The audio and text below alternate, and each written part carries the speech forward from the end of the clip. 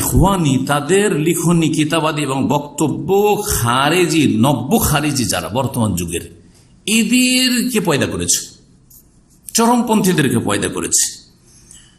মওদুদী রাহিমাহুল্লাহ তিনি যখন খেলাফত আলা মিনহাজে নবুয়া, মানে চার খলিফার খেলাফত শেষ হয়ে গেল, তারপরে যে রাষ্ট্রীয় ক্ষমতা আসলো সে সম্পর্কে বলতে গিয়ে তিনি কি বলছেন শুনেন। অর্থাৎ মুআবিয়া রাদিয়াল্লাহু তাআলার যুগ থেকে চতুর্থ খলিফা আলী রাদিয়াল্লাহু তাআলার পরে যে খেলাফত আসলো সে সম্পর্কে তিনি বলছেন যে খালেস জাহিলিয়াত, আরবিতে যদি পড়ি আল জাহিলিয়াতুল খালেসা তাসাল্লাতাত আলাল হুকুমাত ওয়াল আমওয়াল, বলছেন যে খাঁটি জাহেলিয়ত রাষ্ট্রীয় ক্ষমতা এবং ধন সম্পদ দখল করে নিল। চার খলিফার পরে মুআবিয়া রাদিয়াল্লাহু তাআলা জামানায় নাউজুবিল্লাহ নাকি রাষ্ট্রীয় ক্ষমতা এবং ধন সম্পদ যে রয়েছে বাইতুল মালের কে দখল করলো বা কোন শক্তি দখল করলো? খাঁটি জাহিলিয়াত। একবারে জাহিলিয়াতকে তিন ভাগে ভাগ করেছে, জাহিলিয়াতে খালেসা খাঁটি জাহিলিয়াত, জাহিলিয়াতে মুশরিকা, আর রাহেবানা জাহিলিয়াত, জি বৈরাগ্যবাদের জাহিলিয়াত। তো ওই যে খাঁটি জাহিলিয়াত তার মানে রাষ্ট্রীয় ক্ষমতাতে তখন থেকে যারা এসছে তারা খাঁটি জাহিলিয়াতে নিমজ্জিত হয়ে গেছিল, এরা দখল করে নিয়েছিল, তাদের দখলে চলে গেছিল ধন সম্পদ, বাইতুল মাল মুসলিমদের, তাদের ধন সম্পদে চলে গেছে রাষ্ট্রীয় ক্ষমতা নাকি উমাইয়া আমল থেকে, নাউযুবিল্লাহ মিন যালিক। তাজদীদ ও ইহয়াউদ্দিন কিতাব, ইসলামের রেনেসাঁ আন্দোলন বাংলা, পৃষ্ঠা নম্বর উর্দুতে 30-31 এই বিষয়গুলি দেখতে পারবেন। মওদুদীর কিতাব থেকে আর এক যে গুমরাহি তাদের দলের ছেলেমেয়েরা শিখেছে সেটা হচ্ছে ঘৃণা, বিদ্বেষ তৃতীয় খলিফা রাশেদ ওসমান রাদিয়াল্লাহু তাআলা আনহু সম্পর্কে, মুআবিয়া রাদিয়াল্লাহু আনহু সম্পর্কে, খলিফা সম্পর্কে, যা যিনি রাসূলুল্লাহ সাল্লাল্লাহু আলাইহি ওয়াসাল্লামের শ্যালক ছিলেন, রাসূলুল্লাহ সাল্লাল্লাহু আলাইহি ওয়াসাল্লামের জাওজায়ে মুহতারামা উম্মুল মুমিনিন উম্মে হাবিবা রাদিয়াল্লাহু আনহা ভাই ছিলেন, আর যার দীর্ঘ 20 বছরের খেলাফত ছিল। সেই সময় দেশে, মুসলিম দেশে নিরাপত্তা কায়েম হয়েছে, স্থিতিশীলতা কায়েম হয়েছে ফিতনার পরে। আর তাদের সম্পর্কে এমন কথা লিখেছেন যে যাতে মানুষ যখন ওই কিতাবগুলি পড়ে বেরোবে একবারে ঘৃণা, বিদ্বেষ আর শত্রুতা নিয়ে বেরোবে।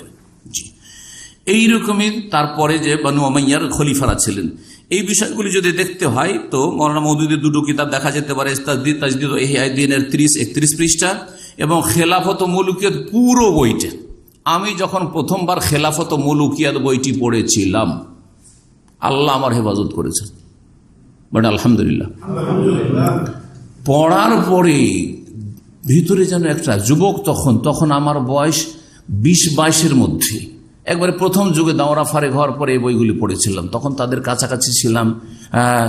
তো তাদের সাথে অনেক পরিচিতি ছিল, তাদের আমির যে পশ্চিমবঙ্গের তার সাথে আমার পরিচয় ছিল, আমিরের পরে যে আমির তার সাথে এখনো পরিচয় আছে। তো এই বইগুলি পড়ে যখন খেলাফত ও মুলুকিয়াত পড়লাম, 600-700 পৃষ্ঠার বই, মোটা বই, আউযুবিল্লাহ ভিতরে যেন একটা ঘৃণা আর বিদ্বেষ। আরে এরা যেন গদি নিয়ে লড়াই করেছে, যেমন রাষ্ট্রীয় ক্ষমতার গদির লড়াই চলে সেরকম লড়াই করেছে। তার মানে তাদের মধ্যে ইখলাস ছিল না, তাদের মধ্যে তাকওয়া ছিল না। নাউযুবিল্লাহ। জি, তো আল্লাহ না করে কোন মুসলিম ভাই বোন এইসব গুমরাহকারী কিতাব পড়ে, বিভ্রান্তিকর কিতাব পড়ে, কারণ গুমরাহিতে ভরা, বিশেষ করে খেলাফত ও মুলুকিয়াত বইটি পুরো গুমরাহিতে ভরা একবারে। এই জন্য সৌদি আরবের বর্তমান যে ফরেন মিনিস্টার আছেন, বিদেশ মন্ত্রী, আপনার নাম জানেন হয়তো, আদেল আল জুবাইর, তিনি একটা সুন্দর কথা বলেছেন। তিনি বলেছেন যে ইখওয়ানিদের কিতাব, আর ইখওয়ানি মানে জামাত মওদুদী, জামাত ইসলামের ইখওয়ানি একই জিনিস, একটা টাকার এপিট আর ওপিট। জি, তো ইখওয়ানি থিওরি বা ইখওয়ানিদের লিখনি কি পয়দা করেছে? বলছে জামাতুত তাকফির পয়দা করেছে, ঢালাহারে কুফরি ফতোয়া দেওয়া। আর জামাতুত তাকফির তখন পয়দা করেছে আল কায়দা পয়দা করেছে, আল কায়দা, দায়েশ, আইএস পয়দা করেছে।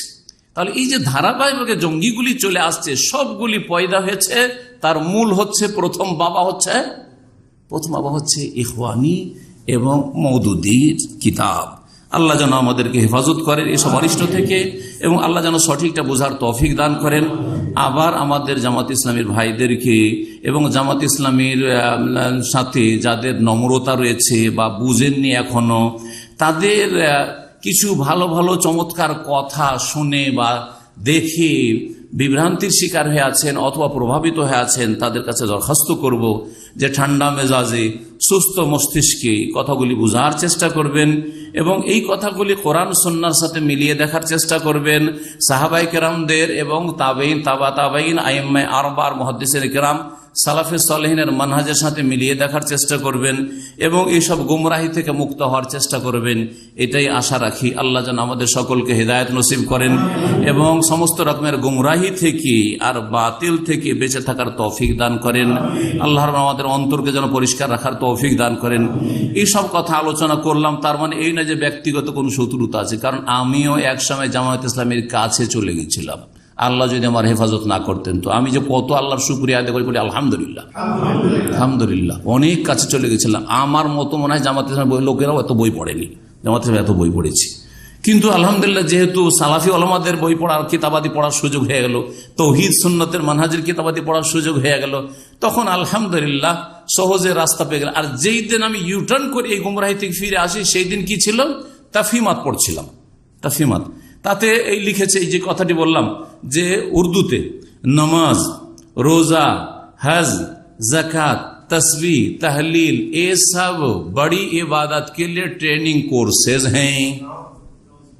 ये सबগুলি হচ্ছে বড় ইবাদতের জন্য ট্রেনিং কোর্স। এটা পড়ার পরে আমি নিজেই চমকে উঠলাম, থমকে উঠলাম।